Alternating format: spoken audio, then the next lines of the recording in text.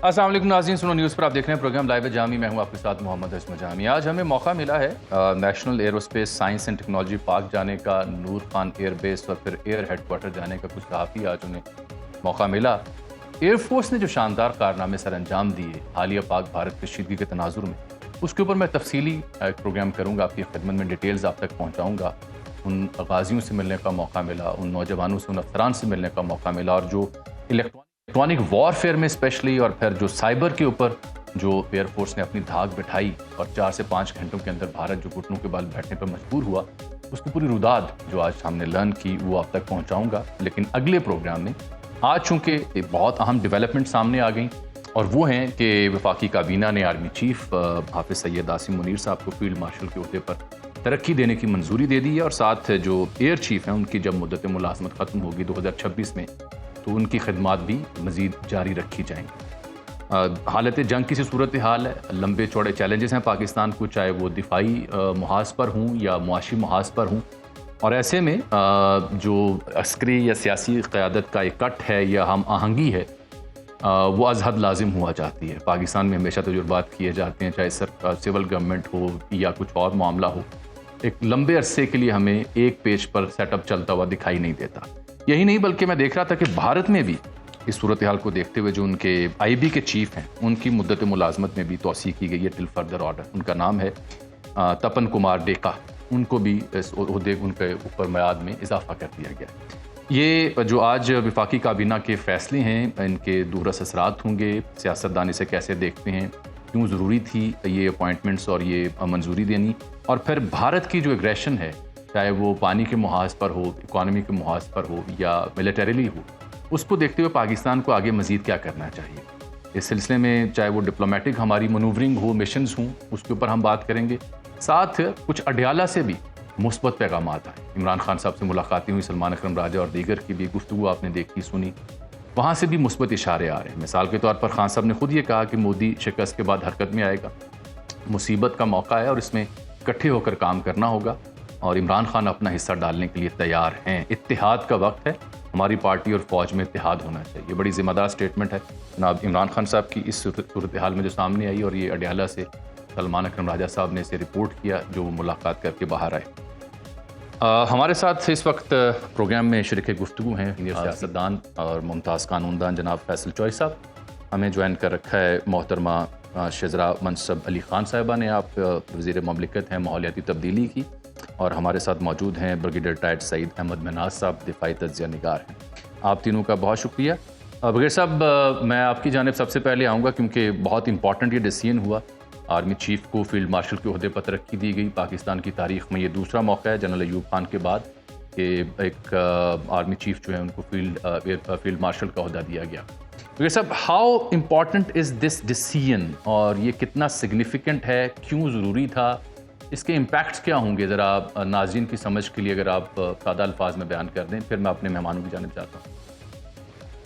जी, बिस्मिल्लाहिर्रहमानिर्रहीम। सबसे पहले तो मैं समझता हूँ कि इंतहाई खुशाइंद फैसला है कैबिनेट का, प्राइम मिनिस्टर साहब का और सदर पाकिस्तान का कि जिन्होंने general Asim Munir, field marshal Asim Munir अल्हम्दुलिल्लाह उनको प्रमोशन जो उनकी की है वो सही मानों में एक इतराफ़ है, एक एक्नॉलेजमेंट है, जो ऑपरेशनल बुनियाद वसूल के तहत जो हमने अभी किया है, उसमें जो 1965 के अंदर हमने 3 से 4 हफ्ते में जो ऑपरेशन या स्ट्रेटेजिक ऑब्जेक्टिव्स को अचीव किया था, वो फील्ड मार्शल आसिम मुनीर साहब की कायदाना सलाहियतों, उनकी ऑपरेशन को कंसीव करना, उसको इम्प्लीमेंट करना और फिर सस्टेन करना, उनकी कायदाना सलाहियतों को ने जिस तरह से उसको ऑपरेशन किया, वो तमाम स्ट्रेटेजिक ऑब्जेक्टिव अचीव की जो कि पॉलिटिकल गवर्नमेंट को उसका ज़रूरी थे। तो लिहाज़ा ये बड़ा खुशाइन चीज़ है। अब इसका ज़रूरी इसलिए था कि आपने जो जश्न फ़तह मनाए या जश्न अमन जिसको प्राइम मिनिस्टर साहब कहते हैं, वो मनाया जो है वो इसकी इंडिकेटर है कि हमने अपने लोगों को कि जिन्होंने कायदाना सलाहियतों की वजह से पाकिस्तान के वक़ार को, पाकिस्तान की मिलिट्री के वक़ार को, उसकी ऑपरेशनल प्रिपेयर्डनेस को, उसकी रेज़िलियंस को जो एक्नॉलेज करना जो है उसके तहत इंतहाई अहम ज़रूरी था। क्योंकि पाकिस्तान अफ़वाज का जो मोरल है इससे वो एक्सपोनेंशियली इंक्रीज़ हुआ होगा।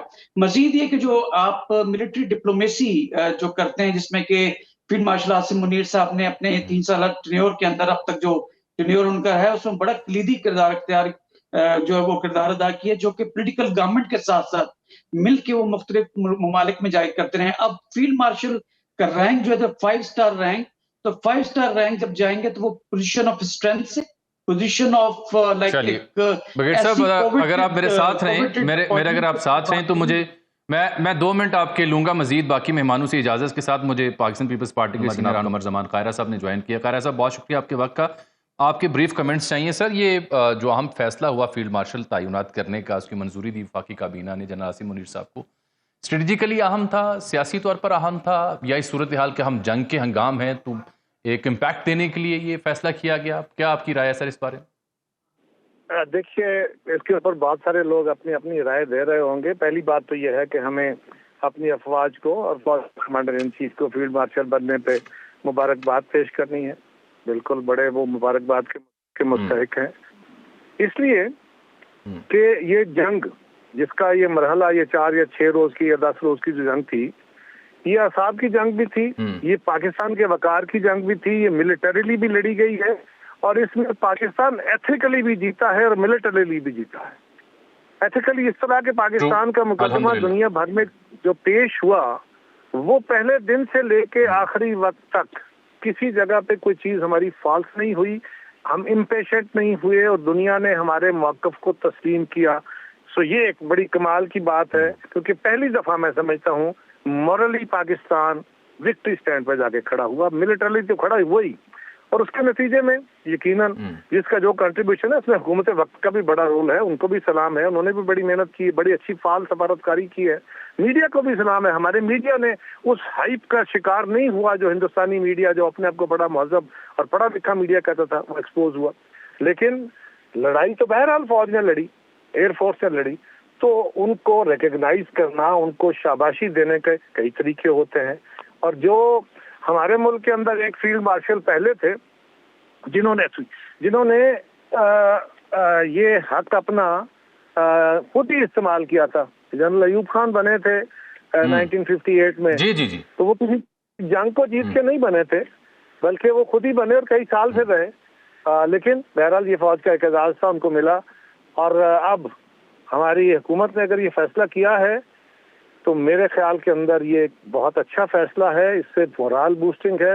एयर चीफ को भी ये मौका दिया गया है। मुझे तो ये एजाज है कि वो गुजरात से हैं और उनको भी हम सारी कौम को शाबाश देती है कि उन्होंने इसका पहला मरहला जीता और फाइनली हिंदुस्तान को घुटने टेकने पे मजबूर जो है वो पाकिस्तान के दिफाई इदारों फौज ने अपने मिसाइल अटैक से और बाकी टेक्निक से किया।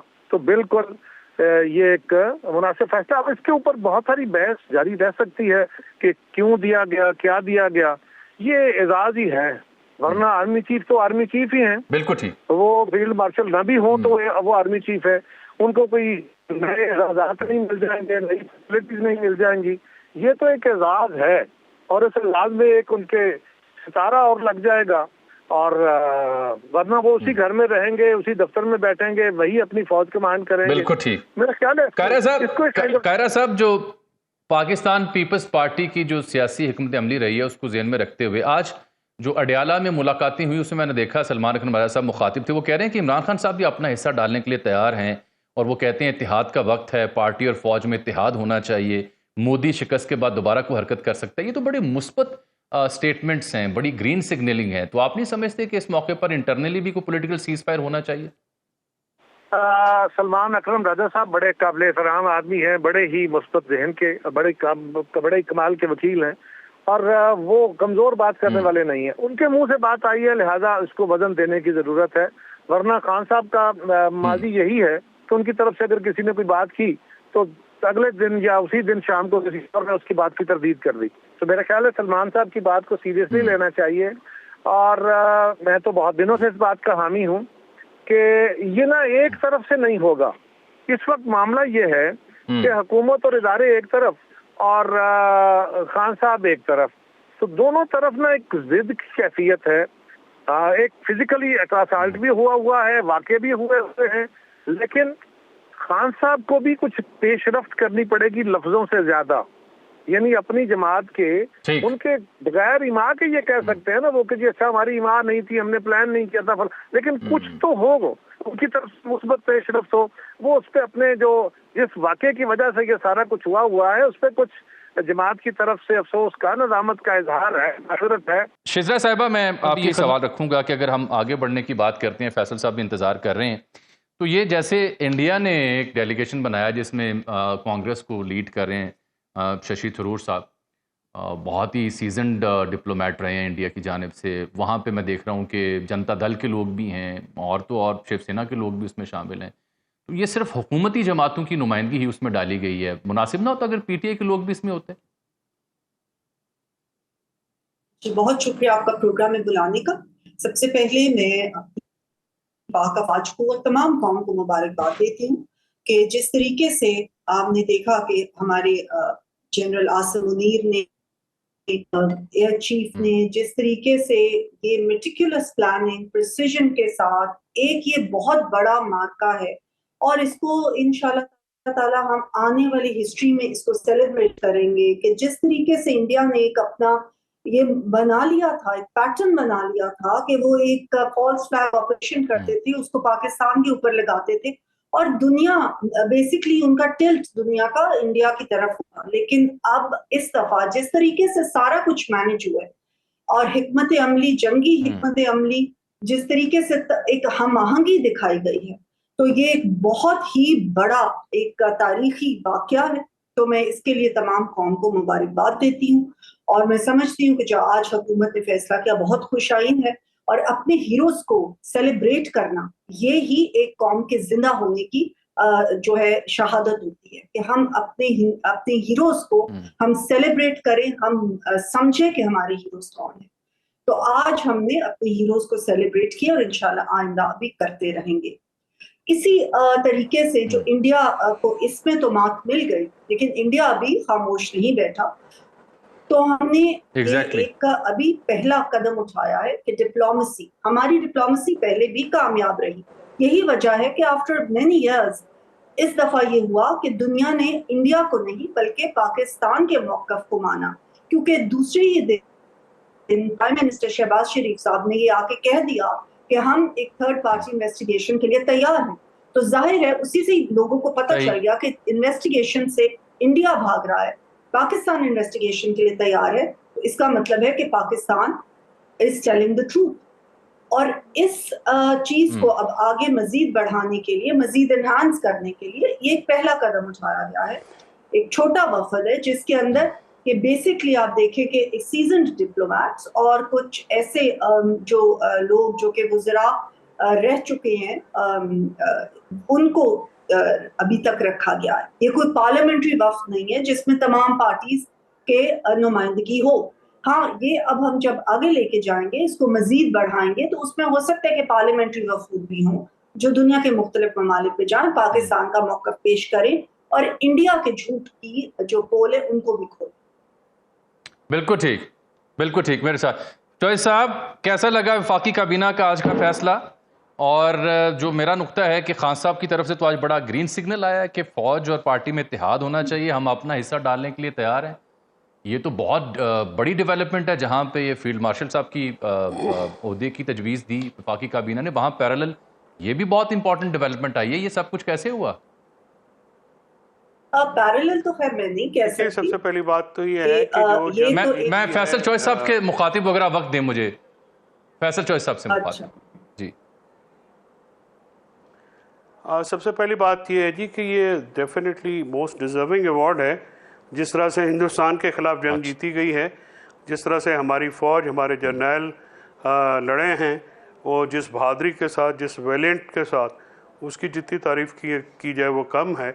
और ये बिलाशुबा जो हिंदुस्तान जैसे एक बहुत बड़े अयार मकार दुश्मन के साथ साथ अपने से दुगनी बड़ी फ़ौज के साथ, टेक्नोलॉजिकल एडवांस के साथ, इकोनॉमिकली जो है एक जॉइंट है, उसको इस तरह से नाको चने चुभवाना, ये एक बहुत बड़ी जो है वो कामयाबी थी। और मैं समझता हूँ कि ये अवार्ड जो है उनको उन खिदमात के सिलसिले में दिया गया है, तो ये एक बहुत ही डिज़र्विंग अवार्ड है और इस पे मुबारकबाद के मुस्तहिक़ हैं जनाब आसिम मुनीर साहब कि उन्होंने उस फ़ौज को लीड किया इस वॉर टाइम में।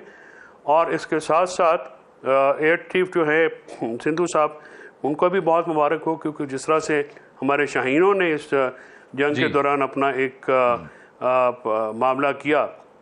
देखिए, बात यह है कि इमरान खान साहब की आप ये स्टेटमेंट एक सीरीज़ में है जो 30 अप्रैल को पहलगाम के बाद आई, फिर 13 मई को जब ये जंग के बाद मुलाकात हुई तब उन्होंने एक बहुत पॉजिटिव मैसेज दिया और आज का मैसेज दिया। अब मेरी आपके प्रोग्राम के थ्रू ये गुजारिश होगी कि आपने फ़ौज को बहुत राइटली अवार्ड दिया जो कि उनका बनता था। अब कौम को भी इस जंग में लड़ने का, साथ खड़ा होने का, मुतहद होने का, उसका इनाम मिलना चाहिए। और वो इनाम क्या है? आप कॉन्स्टिट्यूशन वापस करें, आप पाकिस्तान में रूल ऑफ लॉ बहाल करें, लोगों के हकूक़ बहाल करें, लोगों की सियासत को जो है नॉर्मलाइज करें और पाकिस्तान को इस फतह को आगे लेके चलें, जिसमें तमाम पाकिस्तानी पार्टियां, पाकिस्तान के अवाम, पाकिस्तान की different walks of life segments जो हैं वो अपना हिस्सा डालें। और ज़ाहिर है इमरान खान साहब जो हैं वो बहुत पॉपुलर सियासी लीडर हैं, उनकी पॉपुलैरिटी को कोई अंडरमाइन नहीं कर सकता है। वो और फ़ौज मिल के पाकिस्तान को आगे लेके जा सकते हैं। तो इसके ऊपर सियासी जमातों को के साथ भी मैं समझता हूँ कि उनके साथ भी बातचीत होनी चाहिए। और डेफिनेटली जब सियासी जमातों से आप बात करेंगे तो फिर आप मुल्क को भी आगे लेके चलेंगे।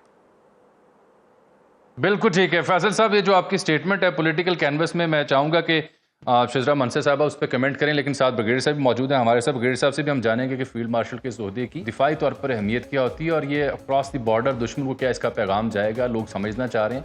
इन दोनों शख्सियात से मैं बात करता हूँ प्रोग्राम में, लेकिन एक छोटी सी ब्रेक है। नाज़रीन मेरे साथ ही प्रोग्राम में एक बार फिर से आपको खुशामदीद कहते हैं। शिजरा मनसब साहब शरीक गुफ्तगू हैं, फैसल फ्री चॉइस साहब और ब्रिगेडियर रिटायर्ड सईद अहमद महनाज साहब। ब्रिगेडियर साहब आपकी जानिब मैंने आना था ब्रेक से पहले। देखिए, हमने काइनेटिकली स्ट्रेटेजिकली जो ये पहला राउंड हुआ उसमें तो जारी बात है दुश्मन को धूल चटाई, अपना इम्पैक्ट किया, फील्ड मार्शल की तैनाती भी हो गई, इम्पैक्ट अच्छा गया, ज़बरदस्त हो गया। उस पर तमाम मेरे मेहमानों ने भी अपना फीडबैक दिया और पॉजिटिव दिया, जो कि खुश आइंद है। जेल से भी अच्छी खबरें आ रही हैं, वो भी सीज़ फायर चाह रहे हैं खान साहब भी। But now comes the most important stage brigadier साहब, और वो डिप्लोमेटिक मनूवरिंग है। इंडिया भी उसके ऊपर गामजन दिखाई देता है तेज़ी से। हमने चाइना गए हुए हैं, सागडार साहब एक वफ्द बना रखा है, but don't you think so कि हम उन ब्लॉक्स की जानिब रुख करें जो हमारे पुराने दोस्त थे, कदरे खामोश हैं, या अभी भी जिनके साथ इंगेजमेंट प्रॉपर नहीं हो सकती, चाहे चाइना ब्लॉक हो, मिडल ईस्ट ब्लॉक हो, या फार ईस्ट एशिया हो, या साउथ एशिया हो। आप अफगानिस्तान की मिसाल देख लें, उनसे कैसे इंडियन गवर्नमेंट इंगेज कर रही है और रेफ्यूजीज़ के मामले पे क्या इंसेंटिव दे के क्या पैगाम देना चाह रही है। Your comments. जी बिल्कुल, देखिए डिप्लोमेसी नाम ही एंगेजमेंट का है। पाकिस्तान ने सीटो सेंटो का जरूर जो है हमने उसमें हिस्सा बने थे, लेकिन अब हम तमाम एग्स एक बास्केट में नहीं रखे हुए। अभी भी सागडार साहब जब चाइना गए हैं तो ट्राई पार्टी वहां पे जो है नेगोशिएशंस या बातचीत हो रही है, इसमें अफगानिस्तान भी शामिल है, रशिया भी आपके साथ जो है वो फ्रेंडली रिलेशनशिप में है। मिडिल ईस्ट में देखें सऊदीया की जिस तरह एक्नॉलेजमेंट की है डीजी एसपीआर ने, टर्की आपके साथ खड़ा है, ईरान ने बड़ा खुल के आपके हक में स्टेटमेंट्स दिए हैं, बाकी भी तमाम इस तरह से। ट्रम्प हम सब बेहतर जानते हैं कि जिस तरह से पाकिस्तान की तारीफ की, मिलिट्री की तारीफ की, हमारे लोगों की, हमारे कौम की तारीफ की, तो वी हैव नॉट केप्ट तमाम एग्स इन वन बास्केट। और अभी हमने बिलावल भुट्टो साहब की सरबराही के अंदर दीगर पॉलिटिकल पार्टी से भी जो अच्छे डिप्लोमेटिक मिशंस में पहले भी अपने कारकर्दगी दिखाते रहे, तो उनके ऊपर बेस करते हुए हमने एक टेंजिबल टीम बनाई है जो डोजियर्स लेके जा रही है with regard to the Indian जो अट्रॉसिटीज हैं कश्मीर में थ्रू अफगानिस्तान, हमारे साथ जो वो दहशतगर्दी करते हैं। तो तमाम चीजें हम लोग डिप्लोमेटिक मैनूवर्स कर रहे हैं। और ऑपरेशन बुनियाद मरसूस से के दौरान भी आपने देखा होगा कि हमारे जो दीगर मुख्तलिफ कैपिटल्स में हमारे मिशन थे वो अपना काम कर रहे थे और मैं डिप्लोमेटिकली भी फतह हासिल की। जैसे कि आपके चैनल्स जो हैं वो कितनी जिम्मेदारी के साथ रिपोर्टिंग कर रहे थे, इस तरह डिप्लोमेटिक कोर काम कर रही थी, एयरफोर्स, नेवी और आर्मी भी अपना अपना काम कर रही थी। अभी ऑन द कॉन्ट्रेरी अगर आप ईस्टर्न बॉर्डर की उस तरफ देखें तो अब जब उन्होंने एक इसी तरह की टीम बना के जो एक ओपिनियन बिल्ड करने की कोशिश की इंटरनेशनली, तो उसमें इवन कांग्रेस के जो दिए गए नाम थे वो बीजेपी ने एक्सेप्ट नहीं किया। पॉलिटिकल पार्टीज जो अपोजिशन में है बीजेपी की, उनके लोगों को उसमें शामिल नहीं किया गया। तो आपस में इख्तलाफात ऑलरेडी सामने आ चुके हैं। जो मिलिट्री डिप्लोमेसी के हिसाब से भी जो लोगों को शामिल करना था वो भी बहुत ज्यादा विलिंग नहीं है, और जिनके नाम बीजेपी ने दिए थे वो भी उससे जो है कतराते हुए नजर आते हैं, और डिफरेंट सोशल मीडिया चैनल्स के ऊपर भी, और मेन मीडिया स्ट्रीम जो इंडिया का है उसके अंदर भी वो कतराते हुए नजर आते हैं और ज्वाइन करने के लिए रेडी नहीं है, because they do not have any tangible support और प्रूफ और आर्गुमेंट कि वो अपनी कौम की या अपनी गवर्नमेंट की सपोर्ट कर सकें। लेकिन ऑन द कॉन्ट्रेरी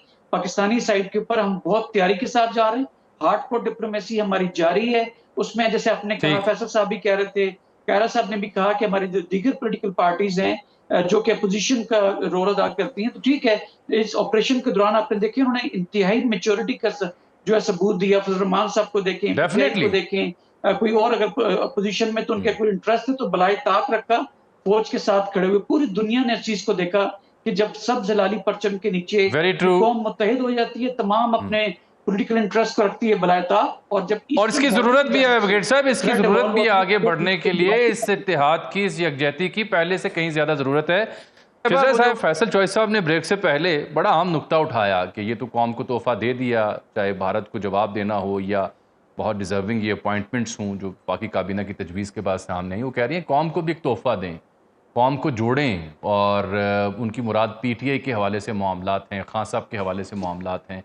तो अगर खान साहब जेल बैठे अच्छे सिग्नल दे रहे हैं और वो कह रहे हैं कि इमरान खान भी अपना हिस्सा डालने के लिए तैयार हैं और ये पार्टी और फौज में इत्तेहाद होना चाहिए, तो ये हुकूमत का फ़र्ज़ नहीं है क्या वो भी एक कदम आगे बढ़ाएं उनके लिए, अगर वो मुस्बत इशारे दे रहे हैं?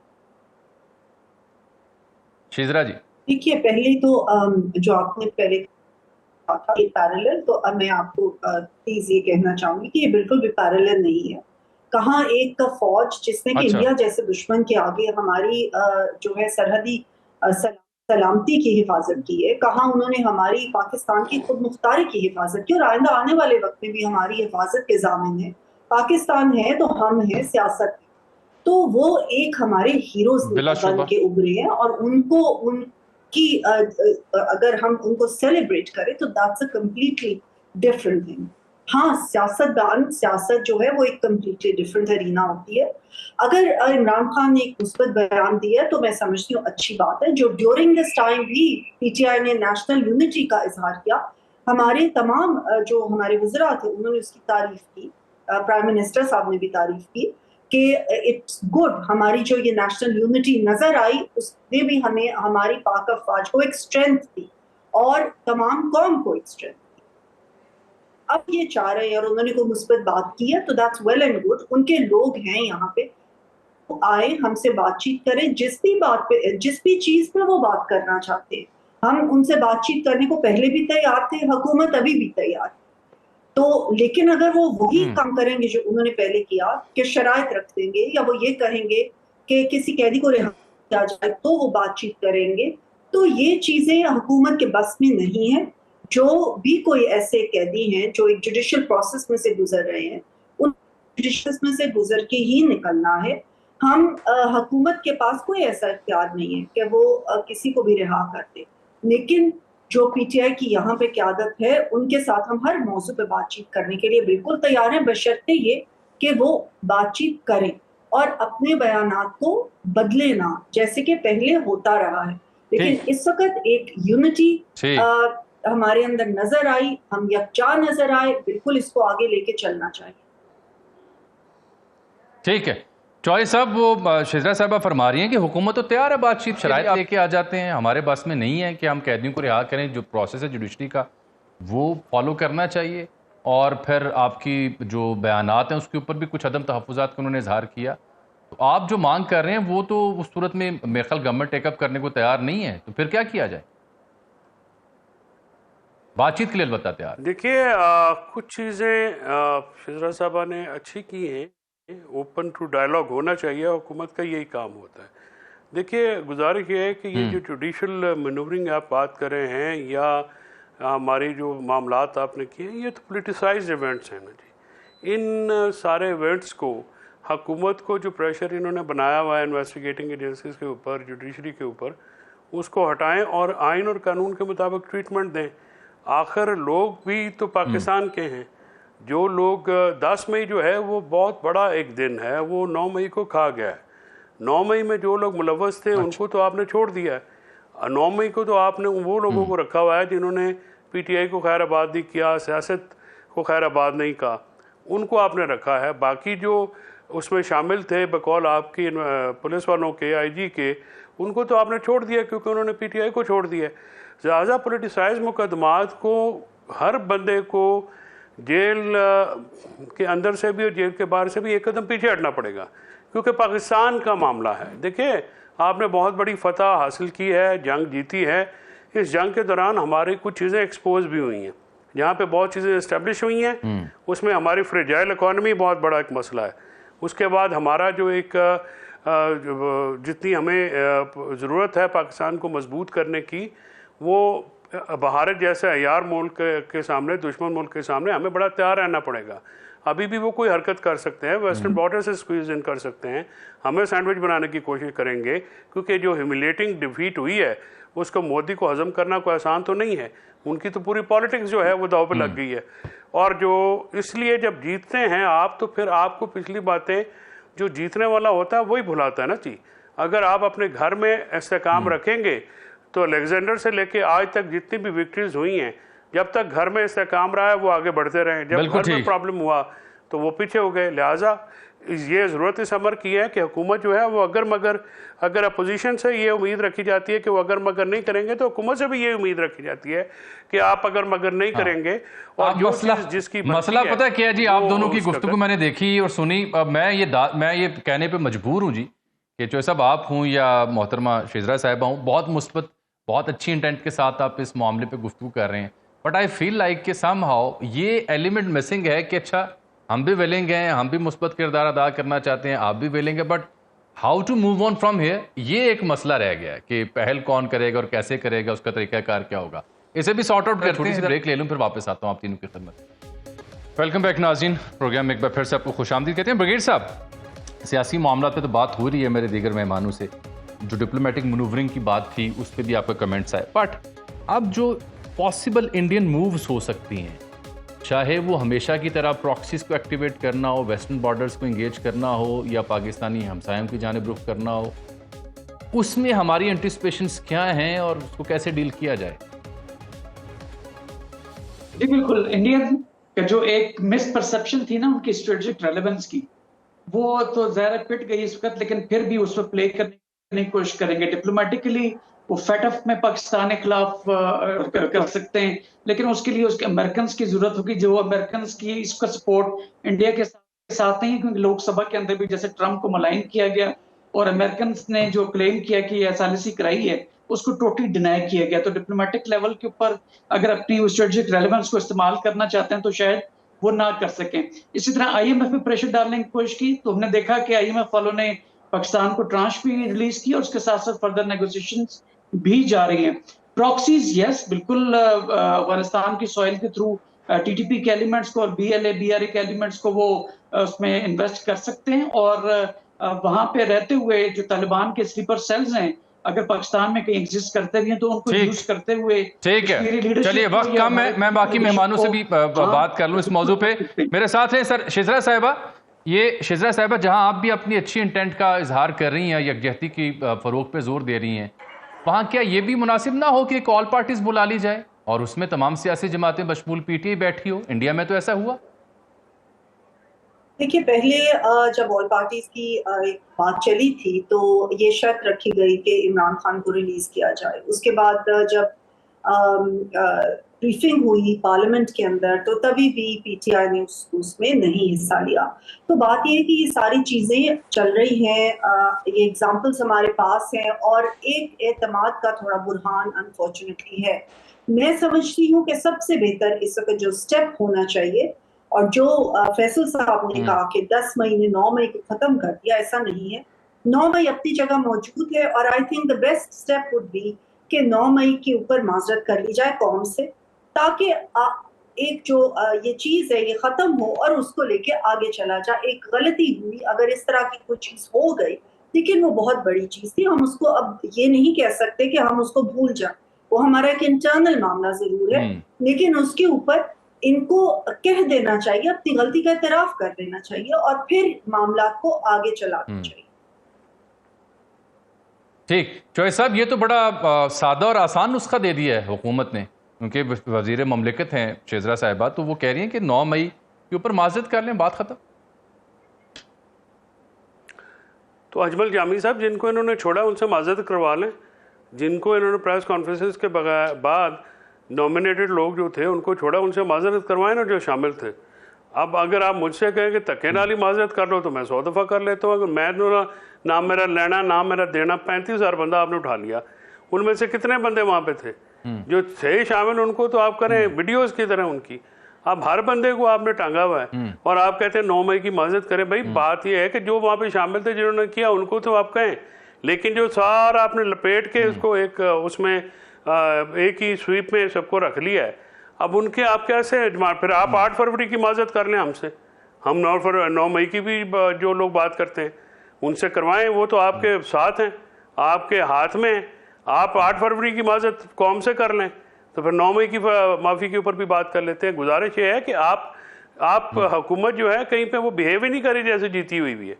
वो हुकूमत अभी तक हारी हुई बातें करती है, जीते हुए लोग जो है वो ऐसी बातें नहीं करते, जीतनी तो और एटीट्यूड होता है। और इसलिए मैं ये कह रहा हूँ कि इनके ये आप ये इन्होंने कहा, शिजरा बहन ने कहा कि हमारा इख्तियार नहीं है। चौधरी साहब, छड़ दो अगर चौधरी साहब, इख्तियार नहीं है जरा मैं मामले को और तरफ लेके जाता हूँ। आप कह रहे हैं जो जीते हुए लोग होते हैं उनका एटीट्यूड और होता है, बिल्कुल वैसे ही जैसे इस वक्त फौज का है, एयर चीफ का है, उस मिजाज की बात कर रहे हैं।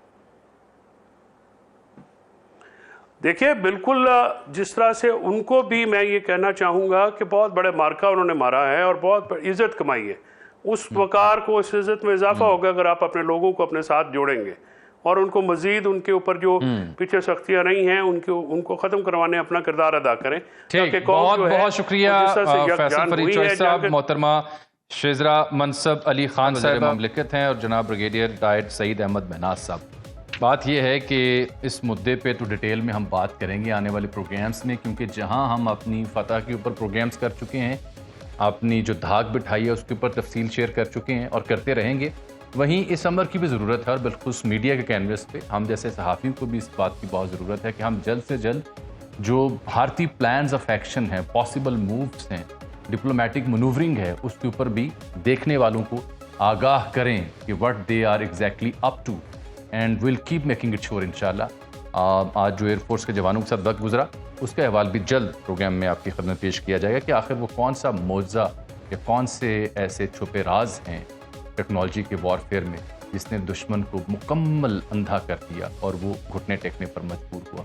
ये ऐसी मालूमात हैं जो कि फ़ख्र का बायस होंगी आप सबके लिए। बहुत जल्द पेश करेंगे। अगले प्रोग्राम तक के लिए इजाज़त दीजिए। अल्लाह हाफ़िज़।